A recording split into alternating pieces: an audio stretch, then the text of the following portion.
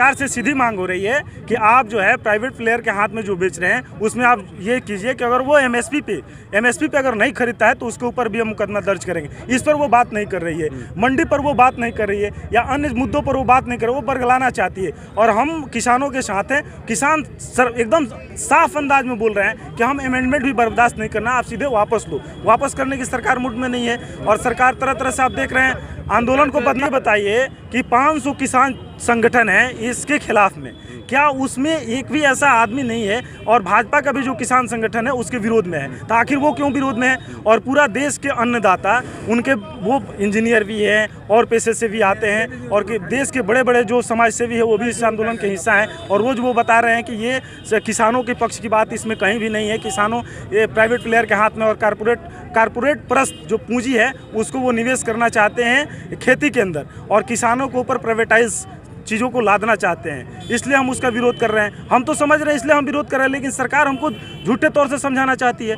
दूसरी सबसे बड़ी बात कि आप देखिए कि प्राइवेट लोगों के साथ जो कॉर्पोरेट सेक्टर है उसके साथ अगर हम खेती करते हैं और खेती करके जो फार्मिंग हाउस हम तैयार करते हैं और जब वो हमारा नहीं लेगा या कम दाम पर लेने की बात कहेगा तो उसमें भी हमें कोर्ट जाने की इजाज़त उस बिल में नहीं है। वो कह रहे हैं कि आप एसडीओ या डीएम अधिकारी से बात करेंगे उसके ऊपर नहीं जाएंगे। लेकिन आप जानते हैं कि देश के अंदर जो अधिकारी हैं उन अधिकारियों का क्या स्थिति है।